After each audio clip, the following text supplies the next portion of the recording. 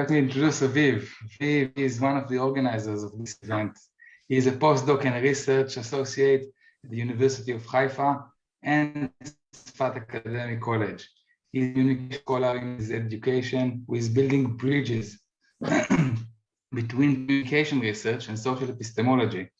Aviv is empirically oriented and implemented a unique mix of qualitative and quantitative methods in both his PhD and his current study, which I'm familiar with. In addition to the academic work, Aviv makes an impact with his studies beyond the academic sphere by constantly engaging with citizens and professionals on social media and in Israel's leading newspaper and websites. It is a true pleasure to be in one of your many circles. Aviv, the floor is yours. Okay, thank you for that, Ori. So I'll just start by saying there are many overlaps between Isaac's work and mine. So I might skip a couple of things that I plan to talk about and focus on what will be new and different. So thank you everyone for coming. It's a pleasure to host you in this workshop. In my specific talk, I'll take off my organizer cap and put on the presenter. And this presentation summarizes about 2 years of empirical research, a collaboration of Boaz and Arnon, two of the other organizers, which are socially oriented philosophers, and myself, a communication scholar with interest in epistemology. So the issue we wanted to explore was the spread of epistemically toxic content on social media, online. And we did approach the problem from a different, and the solutions from a unique perspective. And I will not, it's actually a lot of overlaps with what Isaac was talking about. So we were talking about all the idea of the context collapse. But if I talk about the solutions, so again, we know that there are many different types of solutions that were discussed here. Axel and Sarit mentioned yesterday a few of them. And I'll just say that there are two solutions that we do not focus on. So I don't think we need to elaborate too much on why censorship solutions by countries or huge corporations are not the ideal ones in most cases. But I would say that my bottom line is that both organizations and governing politicians have done enough in the past few years to demonstrate why we should not entrust them with censoring legitimacy. And then there's this trend of literacy solutions, as Anat detailed, teaching people, giving them tools so they are capable of identifying misinformation themselves. However, giving them the tools does not mean that they would use them, especially when they are often motivated ideologically or socially to continue sharing toxic information. So our experience, my experience in this research, which I will detail, show that people are very often already more capable than you would expect. And if they just stop to think for a minute, then they will at least smell something is off in a post. Yet either they do not stop to think or they do and decide to share the information nonetheless, which is what leads us to focus on the normative solutions. So based on the theoretical work just discussed here, the context collapse, norms of assertion, we hypothesized in very broad lines that the problem is the lack of clear, stable epistemic norms on social media. And that if people will stop and think, maybe apply their daily conversation norms to offline norms, the offline norms, sorry, to social media behavior, they might just make different decisions. So we defined one very broad purpose and 3 research questions. The overarching purpose was to know how the spread of epistemically toxic content can be mitigated. And first, we wanted to establish some sort of taxonomy of the different types of toxic content. The taxonomy is a purpose of its own, but it also served us as a base for the next stages of the research. And it's not an exhausting taxonomy, but considering Richard's talk yesterday, by the way, we can understand how important it is to define and understand what we are dealing with before we start to study it. Then we sought out to explore why people share such content. And finally, to find whether normative measures or interventions could reduce users' willingness to share such content. And for each of those questions, a different method was chosen, designed, a method that would most fit to answer it. So I'll start with the first phase, very briefly, a mix of content analysis, some analytical work, an extensive review of the literature that will help here. So this stage was very explorative, and I started by searching in a semi-systematic way for any type of content that intuitively felt as at least misleading, shared in large Facebook groups and leading pages here in Israel. Then a qualitative analysis and the categories built on epistemic and social concepts. And these are the main categories. I will not go through all of them. The main one differ. I will just say that the main categories differ on whether the post includes false information or not, and whether it is easily refutable. So again, here's the list, but I will not detail all of them. I do want to give a couple of examples just to make it clear. So here we have a post. This is just part of it. And it's like, aha, we caught them. According to a CDC report, 3,150 people were paralyzed after getting the COVID vaccine. And a quote from the report itself and a link to a news site, one I was unfamiliar with a detailed story. And this obviously sounded fishy, so I started digging into it.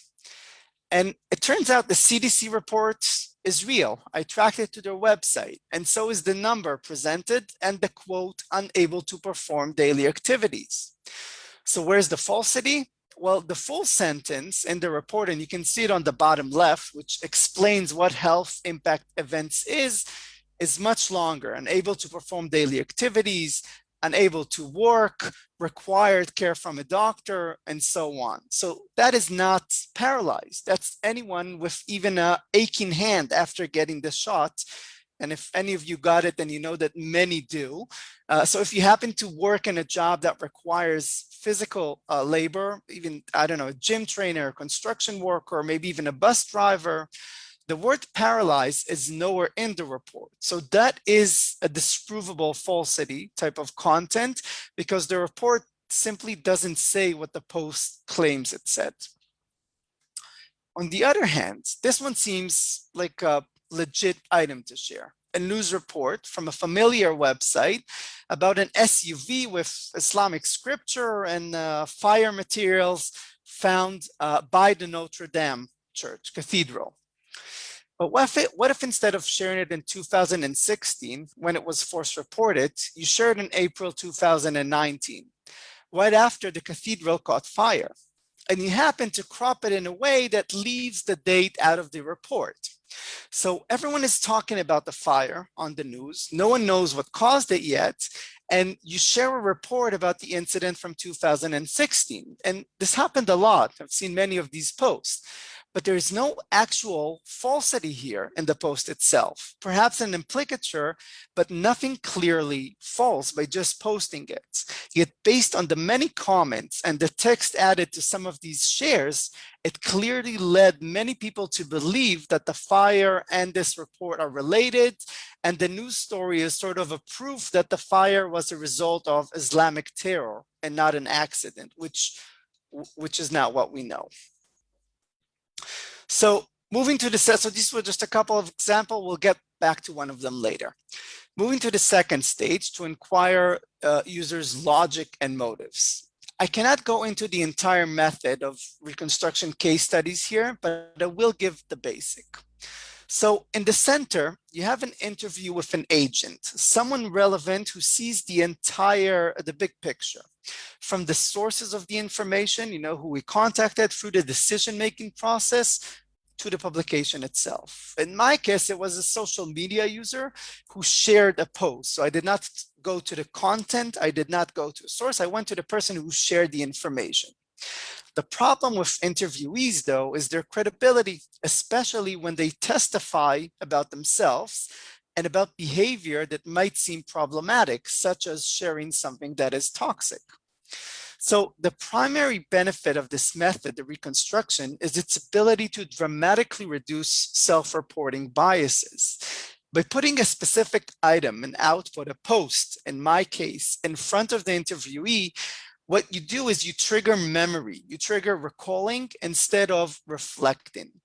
The use of an object alongside many other techniques I use that are meant to sort of lower their shields and get them to be really, to not feel judged, has proven its ability to yield much more credible testimony than in just free-floating interviews.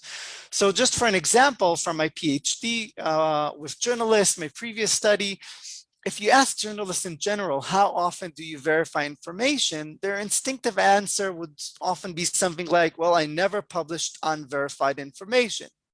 But when I inquired using reconstructions with their published news items in front of them, one item at a time, and I asked them in this specific item, did you verify the information? So instead of answering what they usually do, they answered what they actually did in specific cases. And since it was a representative sample in that case, I could see that they only verify a third of their sources and in less than half of their items. So they sort of admitted to doing to setting a very low bar. In this case, I created a diversity sample of 35 interviewees. This was qualitative interviews who shared verifiably false content on social media. So I found these posts, and through them, I found people who shared them, and I approached them. So not just any type of content from the taxonomy above, only cases where I knew that I can come and show them something to refute it. So to avoid wasting time on arguments about the veracity of the content during the interview. And indeed, in all but one case, they agreed, you know what, you're right. This is indeed false, or at least very misleading. The main purpose was to find explanations, their explanation why users shared posts containing false information.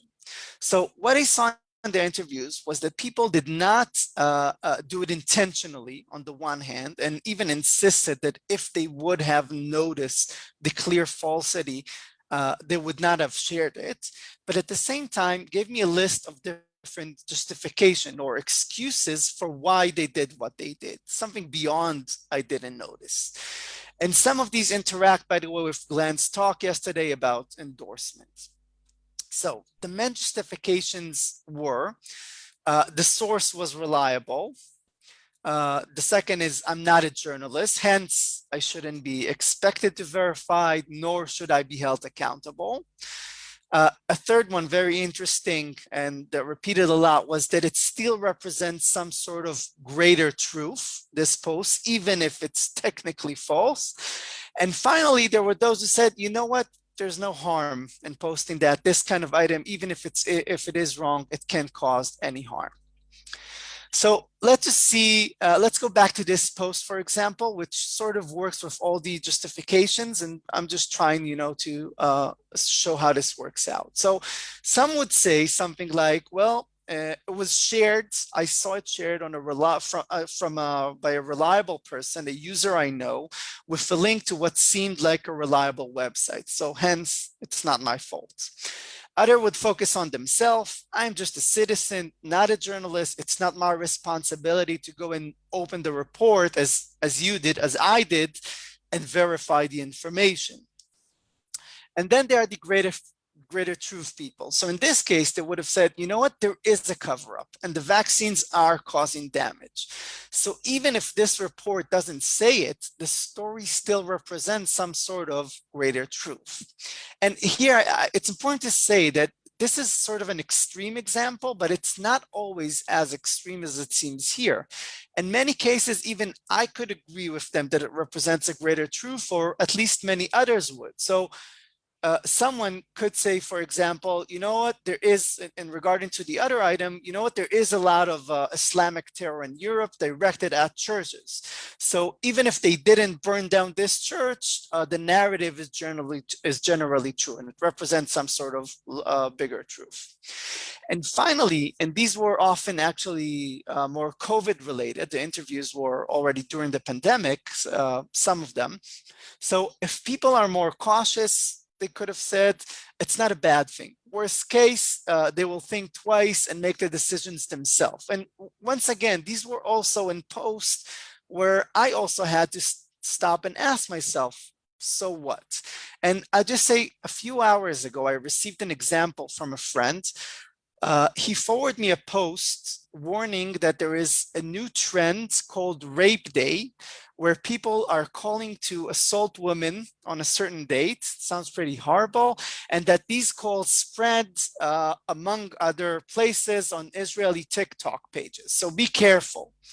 And he attached a link, my friend, showing that some internet safety authority here in Israel actually went and checked this with TikTok and looked online and found no indication whatsoever that any such calls were posted, only warnings against them.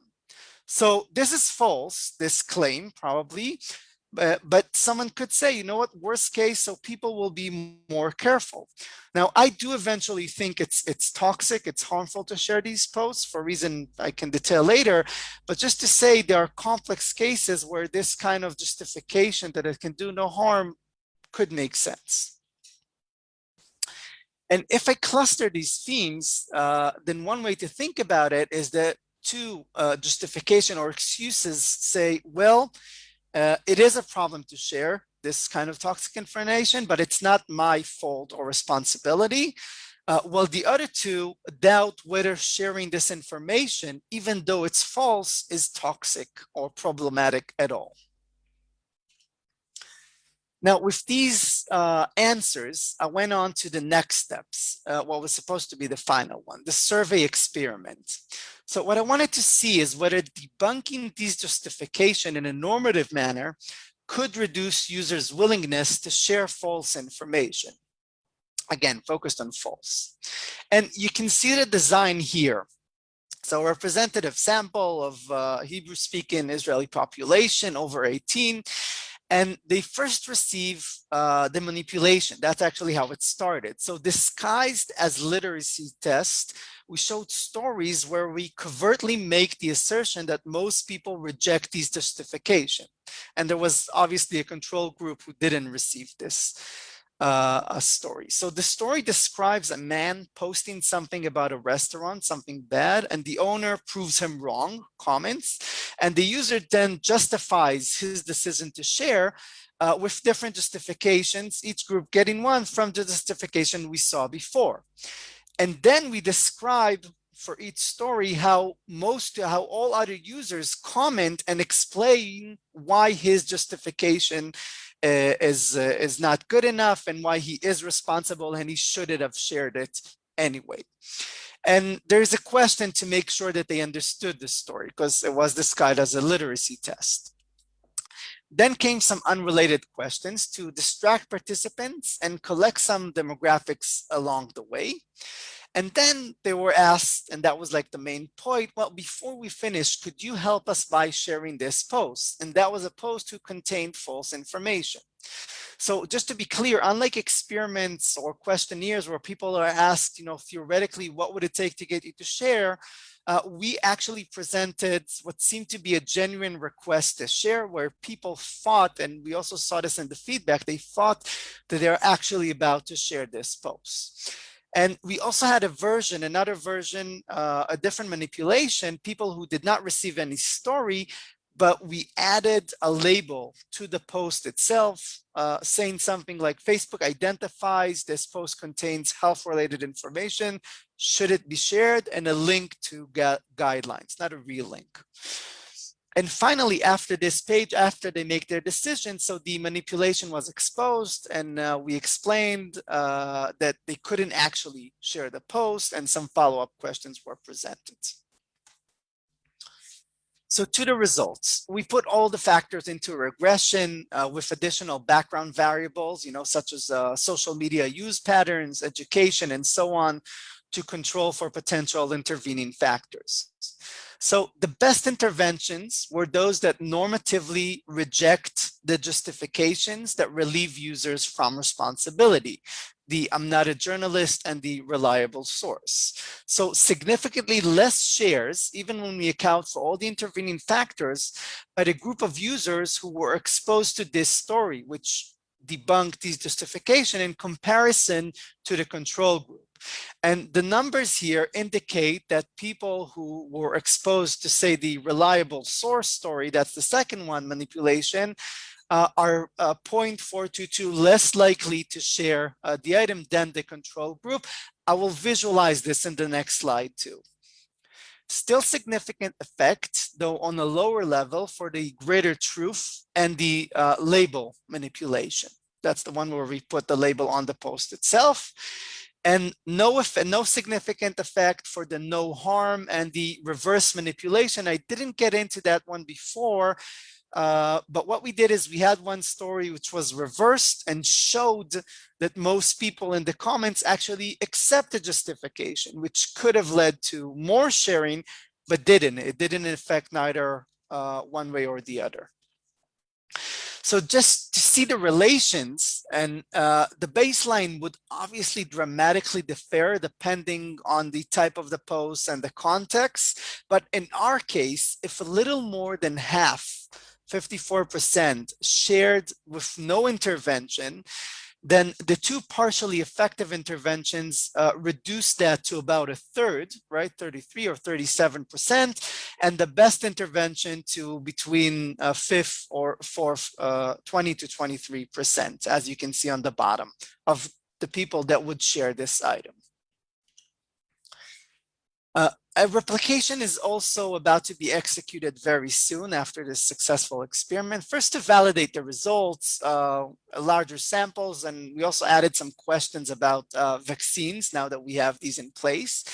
And second, and this is a point that I find important, we wanted to test the effect of these interventions on posts without false information, with true, regular posts. Because if we discovered the intervention reduced willingness to share any post and not just false content, it will mean that these measures, some are already in use, like the label, could suppress public discourse in general, and that might be a desirable outcome of these interventions that are meant to only reduce the spread of false information. And there is a final point that I didn't intend to bring up, but due to the comments yesterday and some of the discussions, so I just want to say this is far from theoretical. Normative measures, such as these mentioned here, can, and were in other cases, be implemented quickly and effectively. I have some experience in one way to do it. So here in Israel specifically, we have a few examples from the past of changes like these after governmental social marketing campaigns. Three relatively old and different examples, one about not picking flowers from nature, another about not littering, and another about seatbelts. Every Israeli still remembers the slogan, even decades later, Zevel mi shemelachlech, the one who litters is garbage, or there's another one, Madlik mi shemaklik rishon, for wearing a seatbelt. The first one to click is the coolest. But there is actually a relatively recent and much more similar example. And I will finish with that. So in one of our latest, unfortunately, wars in Gaza, we had this problem of rumors spreading about Israeli casualties, some true, some false.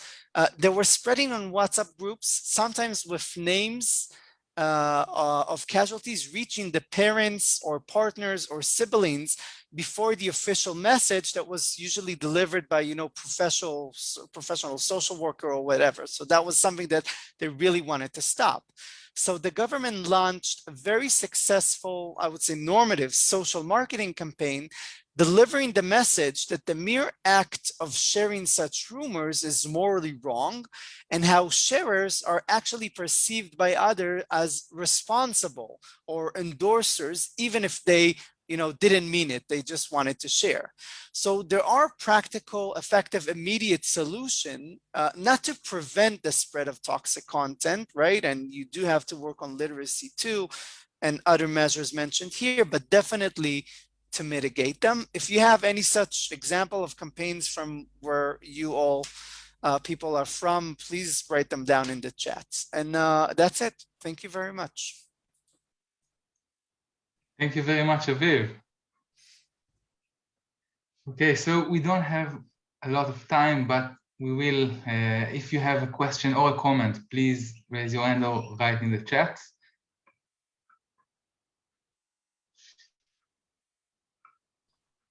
Okay, so Axel, please.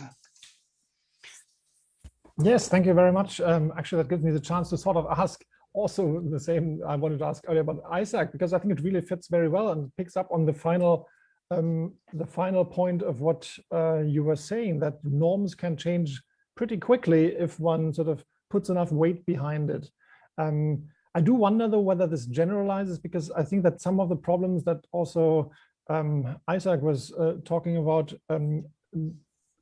could be that in social media and online communication, there are really a lot of things in play. There's a lot of balls in the air to juggle, and we need a certain kind of stability to let these norms emerge over time and maybe let users to settle in a certain state.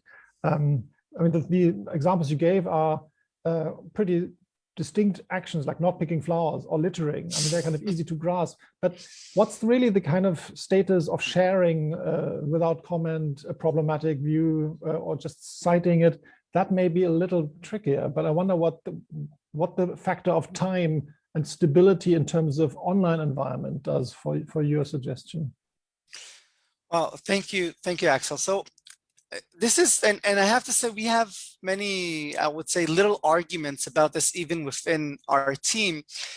I would say that, and again, this also has to do with the literacy test. I would say that my experience, again, is that people can and will make much, I'm saying better decisions themselves, and will avoid and have the ability to identify misinformation and false information and have the willingness not to share it. I mean, there were some of the interviewees were really upset when I showed them that the posts were wrong. They were really mad at the people, at the original author of the post from whom they shared it. So it seems like they don't want to, but they're what they're used to is not to invest too much thought in that, not to see themselves as responsible for the veracity of the content, sorry. So I believe the main idea or the main message, the main normative message would be that you are responsible for the content. You are somehow responsible for its veracity. And it doesn't necessarily mean a legal responsibility, which was also examined here. And we talked about this before. The courts actually determined that you are responsible in cases of defamation, but that's not necessarily what I'm talking about. I'm talking about more like socially responsible, that people, like if you share with your friend a story that turns out to be false, not on social media, he might come to you the next day and tell you, why did you tell me that? Why did you assert it in such a way? But that just doesn't happen online on social media today so much, or people feel that it doesn't happen to them as often. People who only share, not the authors, those who share. So I think that would be a main point that such a campaign could implement quite rapidly. I don't know if Isaac, if you want to add something, you can jump into. No, okay. Okay, so thank you. We have time for one more question, and Sarit, please. Need to unmute. Hi, and I'm really sorry I missed the tail of Isaac's talk because I was thrown offline, and I will ask you for your slides. So thank you. I really like your study, and I like the way that you use these different methodologies and provided insight into people's motivation to share misinformation. I think that's really fascinating. And the thing that made me wonder about your intervention, and I think it's something close to what Axel asked, but for me, I thought there was kind of this moral component to your intervention. Like there was this story about not hurting the reputation of the restaurant owner. And also when you're looking at, the kinds of justifications that had more effect, these were like more moral issues. Do I have a responsibility for, not hurting a person? And, your epistemic justifications were weaker. And this connects to the examples also that you gave of successful campaigns. So I'm kind of wondering about this. This is also relates to my work. Is there a way to get people really committed to epistemic norms as epistemic norms socially? Do we always need to tie this to a moral component? I think also in educational work, it's often linked to these moral cases. So do people actually care about these in an epistemic sense? And does this matter at all? I guess. Well, my answer would be that from my experience, and it's not something that I don't know how you can really validate what people really believe.